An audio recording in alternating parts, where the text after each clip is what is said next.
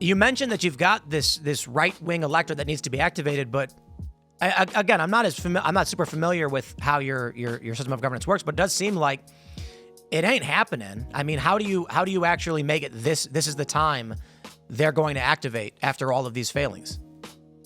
Well, it has to be the time because at the moment, Mohammed is the #1 baby name in the UK.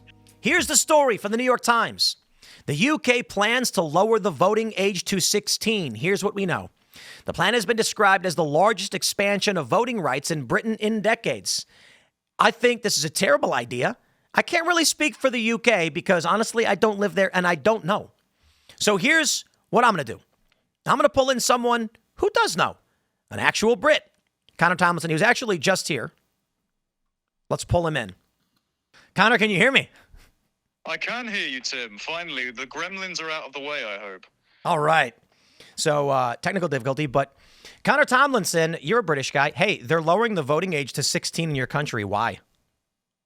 So I think the Labour Party are trying to increase their marginal gains in the vote share because in the last election they won what is called a landslip. So they got fewer votes than they did in 2019, but they got an overwhelming parliamentary majority, and that's because the previous Conservative government, after 14 years of very unpopular governing, for example, letting in thousands of Afghan so-called asylum seekers in the country, as we found out yesterday, that they didn't include in the population statistics, costing the taxpayers £7 billion and all other such acts of treachery. Well, the public really wanted to punish that government, so they let Labour in, even though they weren't very popular. And ever since Keir Starmer has got in, as his name has become synonymous around the world with incompetence and treachery, he has become the single most unpopular prime minister in opinion polling on record. And so what they thought is, well, young people are kind of naive and gullible, and we own pretty much all of the teachers' unions and the universities in the UK, so why don't we just indoctrinate them from birth to grow up and vote Labour? The reason this isn't going to work, though, Tim, as we have seen throughout Europe, as we have seen with Gen Z in America, is that they are rapidly radicalizing in multiple different directions. Young women are voting overwhelmingly for communist parties in Germany. In their last federal election in February, young women voted 25 points in favor of Die Linke, the Communist Party, whereas young men only voted 4 points in favor for the AfD. In the previous federal election in Germany in the year before, the EU election, where 16-year-olds can vote, they had an 11-point vote share increase among the AfD, so they're voting for right-wing parties. As we saw in America, we saw young men swing towards Trump, away from Biden in 2020, if all of those numbers are to be believed. And young women did not break for Harris as much was feared by the likes of the New York Times that forecast a massive gender split. But the most important thing about the UK that isn't being counted is the Muslim vote. Now, Muslim diasporas in the UK are significantly younger than white Brits. The average share of Pakistani and Bangladeshi communities that are under 24 is about 44%, whereas for white Brits, it's about 20%. We're an aging population. And so all Labour are doing is opening up themselves to more young Muslim voters. Traditionally, they've harvested their ballots as a kind of client block, especially through postal voting, where they can rely on the husband of the household and however many wives and cousins he has, often the same thing, of course, getting his family to vote entirely for the same candidate. But what's happened this time around at the last election is a number of sectarian, independent, Gaza-obsessed Muslim MPs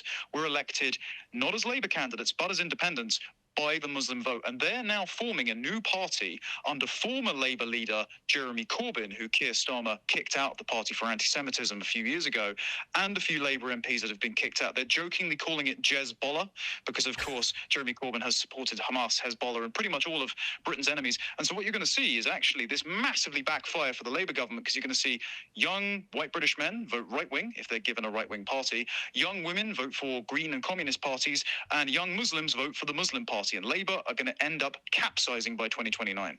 Okay, so excuse me. Here's my question though. How do you just lower the voting age? I mean, we can't do that here.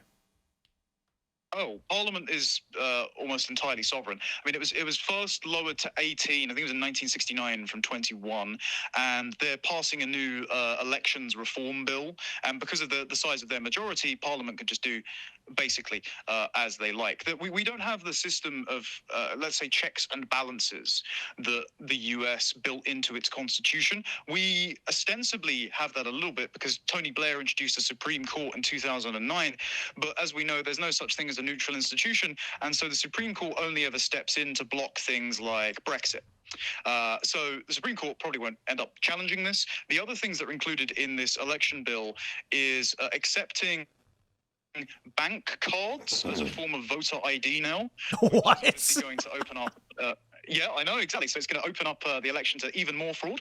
And automatic voter enrollment. So they're not doing away with postal votes. They're allowing you to have even more loose forms of voter verification, and they're automatically adding you as an eligible voter to the voter roll. So they're trying to gerrymander ethnically and via age demographics the vote in their favor, but I think ultimately it's going to be their undoing. What has happened to your country? Let me just ask a serious version of that. Based on everything that I've heard, and I think many people have heard about what's going on in the UK, is it possible to save your country, turn this around? So we are still, as well, we need an emergency census to find out the exact numbers, but as of 2021, we are still 70% white British. And the British public on the whole are generally quite right-wing. Like, they support the return of the death penalty. Wow.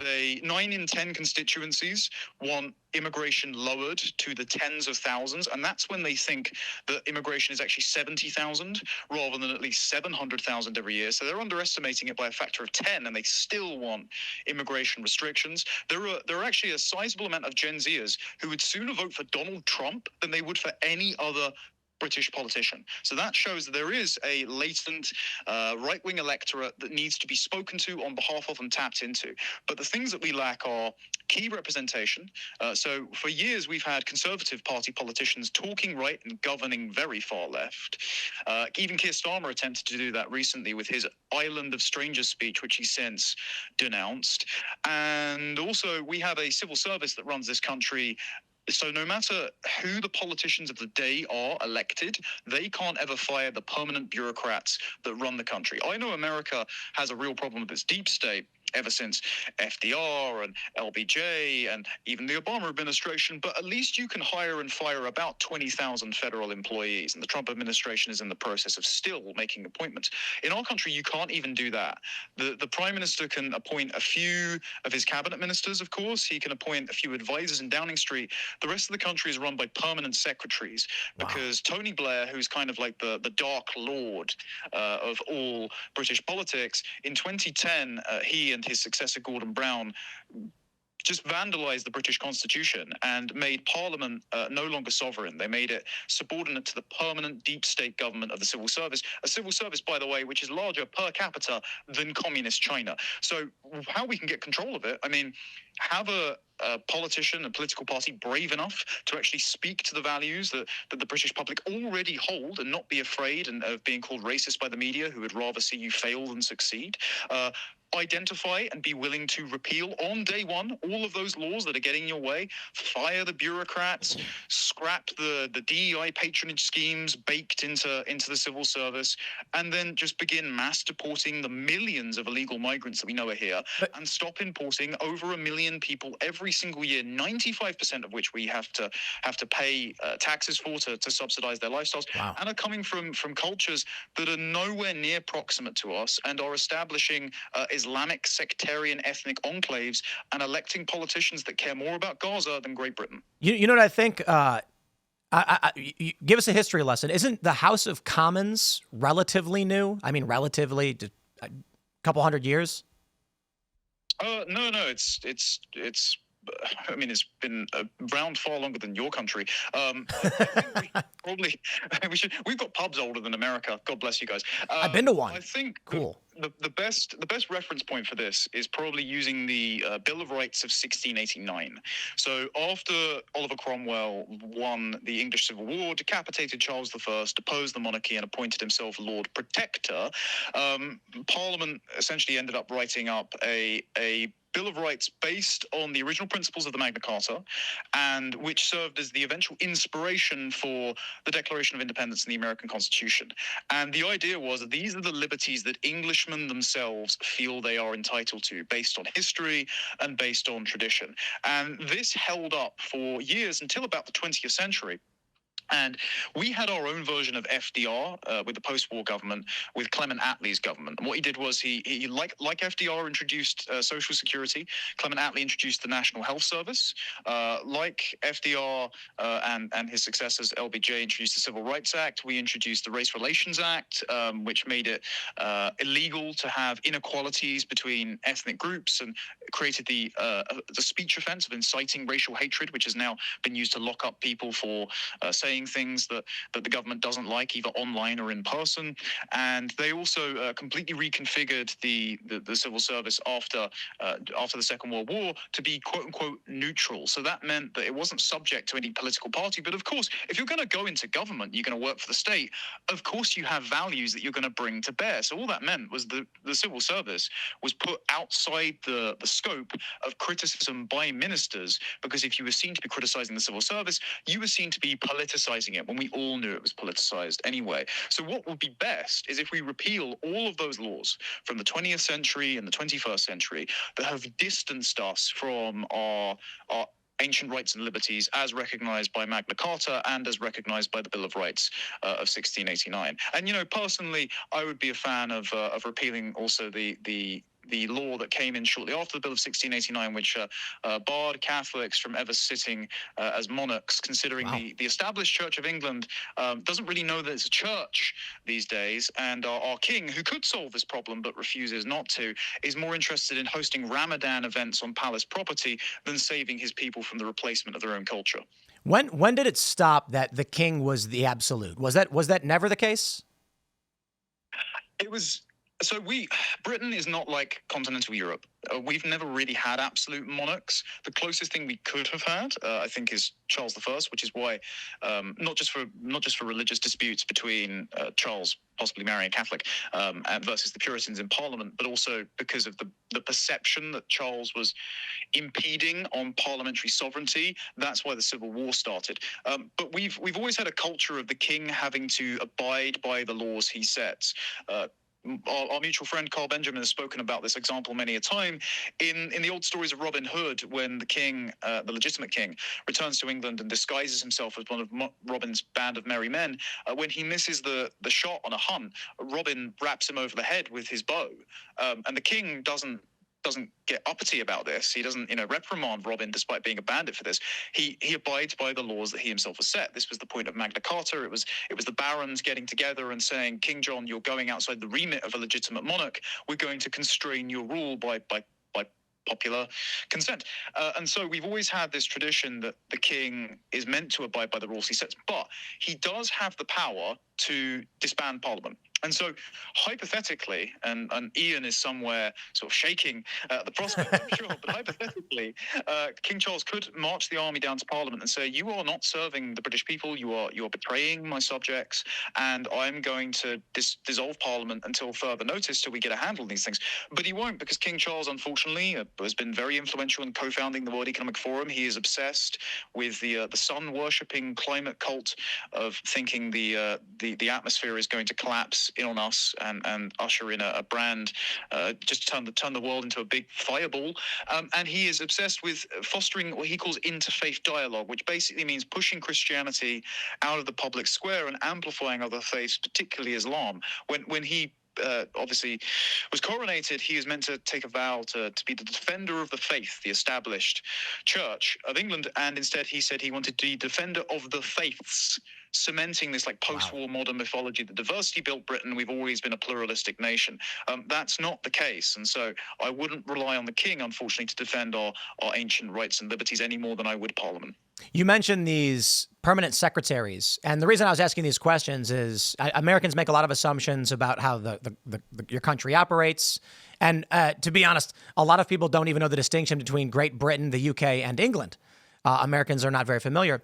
But when you mention these permanent secretaries, much like our deep state, it sounds like at some point in the past couple of decades, there's been an effort to consolidate power under a bureaucratic establishment that is unelected and will operate with impunity. And then our electoral system becomes much more of a facade. Quite. So we can name the bits of legislation that did this. It was the Constitutional Reform and Governance Act of 2010, the Constitutional Reform Act of 2005, the Human Rights Act of 1998, which meant that written into UK law is now the European Court on Human Rights. So even though we've had Brexit, which means that we're not meant to be beholden to the European Union anymore, even though Keir Starmer, who campaigned to undo Brexit, has now just restarted payments to the EU and following their laws again. The European Court on Human Rights was separate to that. I think it was ratified in 1952, originally to ensure that things like the Holocaust never happened again, and is now, rather than preventing Dutch Jews from fleeing the Holocaust from being turned away from asylum, is now ensuring that Albanian criminals are kept in the country because, and this is a real case, his son doesn't like the taste of foreign chicken nuggets, therefore he can't live anywhere but Britain. What? So that's all written in UK law. Yeah, I know. There's a list of these, man. One of the worst examples, a Pakistani paedophile who said he couldn't be deported from the country because he wouldn't be able to see his kids. It's just depressing. But then there's this NGO industrial complex, which you absolutely have in America. I mean, there's a real patronage scheme that the USAID and the State Department have been running for years to ensure that leftist activists are always comfortably funded and can manufacture consent for leftist causes by being the foot soldiers in the streets, that the permanent bureaucracy and the permanent politicians with no term limits can point to and say, see, we're enacting the will of the people, here's gay race communism. And in the UK, we've got things like the Charities Act passed in 2011 under a Conservative government, the Equalities Act, which insists DEI is written into the law of every public sector body, so you have to hire along racial, gendered, and religious lines, but obviously not straight white men. And we've got this sort of monolithic body of civil servants that are trained by something called the Tony Blair Institute. And Keir Starmer's government have had a vast amount of employees and even cabinet ministers be former members of the Tony Blair Institute. So we've got this giant patronage network to unpick. A lot of this was started by Tony Blair. A lot of it's traced all the way back to the post-war governments as well. We've got a hell of a hill to climb. It's just difficult finding many politicians that are willing to do this. I can genuinely count them on one hand out of 650 sat in Parliament right now. We've had a ton of stories going back, I don't know how many years, like especially with Brexit, where there have been these movements. I remember UKIP and, obviously Dank and Carl's efforts. You mentioned that you've got this right-wing electorate that needs to be activated, but again, I'm not super familiar with how your system of governance works, but it does seem like it ain't happening. I mean, how do you actually make it this is the time they're going to activate after all of these failings? Well, it has to be the time because at the moment, Mohammed is the number one baby name in the UK. So we in all of the UK? In England specifically, and it's been in the top 10 in the other regions for a number of years now. But yeah, it's number one now.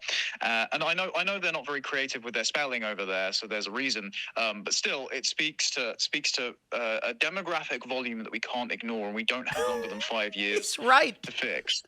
So, hey, look, real time fact check, because I hear this a lot. There was a viral video out of, I think it was like Derry, Ireland, where someone asked, what do you think is the most popular name? And they're like, Michael or Gregory. And he's like, it's Muhammad. And they're like, what? And they're all mad.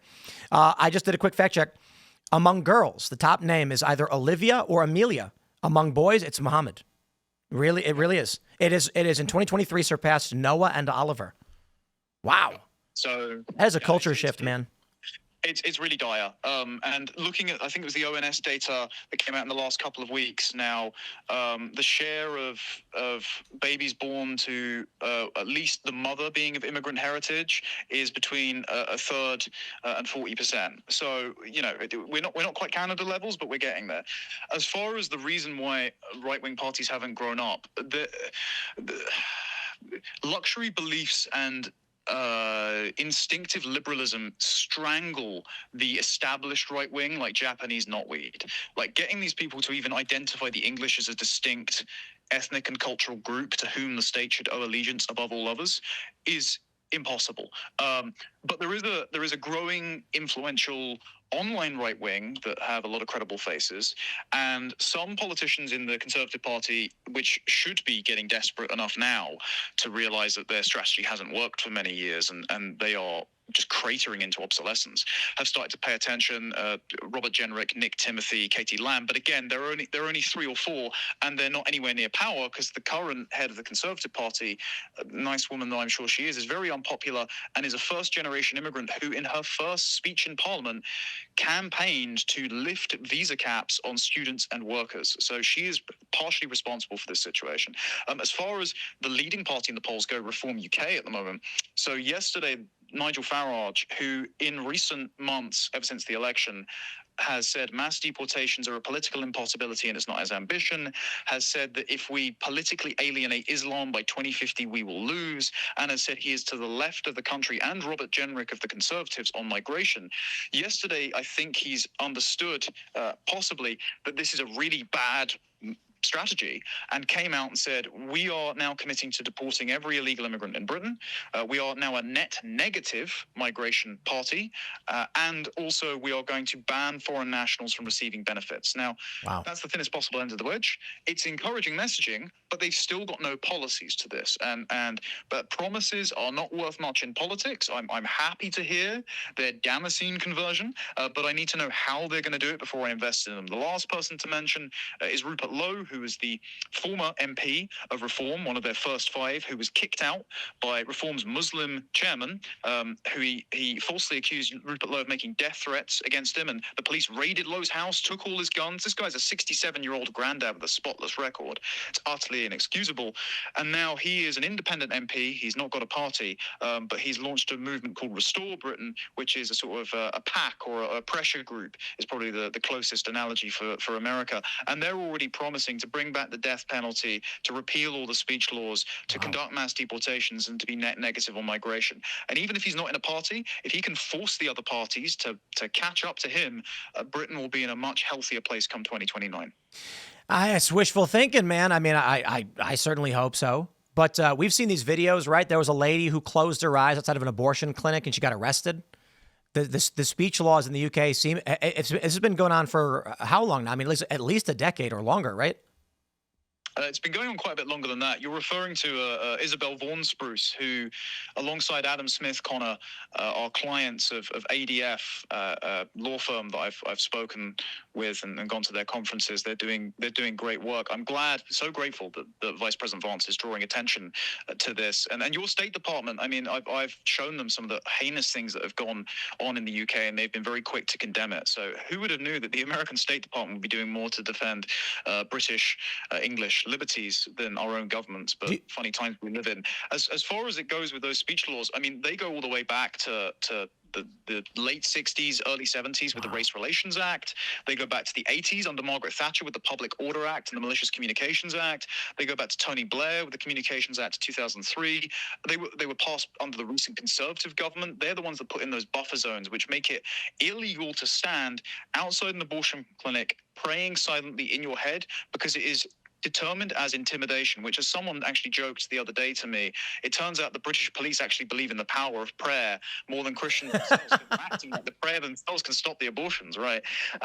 We just need to get rid of all of it. We should not be prosecuting people for something that would not fall afoul of the American First Amendment. The last example I'll give, if I may, Tim, is Lucy Connolly.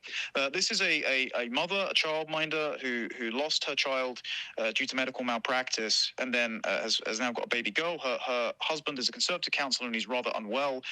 Last summer, when Axel Rudakabana, the second-generation Rwandan migrant, murdered 3 girls and stabbed 10 others at a Taylor Swift dance class in Southport, and the country, mainly in Labour areas, spontaneously erupted into protest, Lucy Connolly tweeted something to the effect of, mass deportations now. If the hotels burn down, for all I care, I don't care. And then she deleted the tweet. Now, one might say it's unwise to tweet that if the government are looking for an excuse to lock you up, but it certainly wouldn't fall afoul of the Brandenburg test in the US. Lucy Connolly is now sat in prison for 32 months while sex offenders get a shorter sentence. And she is only one of 12,000 people every year who are arrested in the UK for social media posts. Jeez, man. Last question, quick one. Do you think with the gutting of USAID in the States this will have an impact on your government through this NGO complex? I would hope it would dry up some of the slush fund for the leftist industrial complex, but it's our own government funding it. Like the Home Office are funding a communist group called Hope Not Hate, who doxed helped dox Lomas, doxed my friend Charles Cornish Dale. They've gone after me, calling me an anti-Semite, and they've gone after Carl repeatedly, and all of our friends. They are a communist group who now the Attorney General who sits in government, the lead lawyer in the land, used to work for, and they've broken the law, seeming to break the law multiple times, and they've never been prosecuted. And it's written into the law that basically they get funding until we repeal that law and until we ban them as a group. So I think USAID might have dried up some of the funds, but the funds are still coming from my own pocketbook. And until 2029, we can't stop that. Connor, thanks so much for being able to call in. We figured it out. Where can people find you? Thank you very much for inviting me back on, Tim. Always love doing your show. They can find me on Connor Tomlinson on YouTube. I have a weekly podcast called Tomlinson Talks, and they can find my writing on Courage Media, and I tweet about the fall of my country in real time at @con_Tomlinson. Right on, man. Thanks for hanging out. We'll see you next time. Thank you. That's right on. Hey, we figured it out, guys. See? You know, we're not like those big fancy TV studios where they have backups upon backups, and they just, you know, if the call didn't work on the other person's end, they go, I guess we lost them. And then what they would do is they'd have a backup story. I don't have a backup story. We plan for the interviews, or you know what I did? Like either I'm going to do an hour-long monologue, like just talking, or we plan for the guests. So when we can't get Connor, what do? We call him on the phone and hold the phone to the microphone because whatever works. I mean, to be honest, as long as you guys can hear the perspective of somebody who's deeply involved in the politics and understands what's going on and what this means, I think it's beneficial. But we're going to wrap it up there, my friends. So smash the like button, share the show with everyone you know, literally everyone you know. Your grandma, your grandpa, nieces, nephews, so long as they're old enough. We're getting ready to raid our friend. I believe Russell Brand is getting ready to go. He is upcoming and should be live at any moment. So we'll get that raid for you guys. Hey, make sure you check out the DC Comedy Loft event in the description below. We want to see you there in DC. Tickets are going fast. Since we announced Gavin McInnes and Matan Even, we've been selling a lot more. Obviously, people were like, how am I going to buy a ticket if I don't know who's going to be there? But hey, I'll be there. Alex Stein will be there, and we're actually hoping a bunch of liberals show up because we want this to be you guys can come up on stage and debate. So we're actually going to be we've got a trailer, we've got little commercials we're going to be doing, and we're going to do some billboard ads, hopefully to attract a general audience. The idea is to have this debate be a little contentious, but to be laughable, enjoyable, and fun. I want the liberals who show up to be laughing and having a good time, despite the disagreements and the arguments, the same as the conservatives, and then try and just bring people together, help them understand each other. Let's get you guys ready to head over to Russell Brand. Again, follow me on X and Instagram at Timcast. I appreciate you guys. Thanks for hanging out. We'll see you all in the next segment. Tonight, 8 p.m., Timcast IRL. We'll see you there.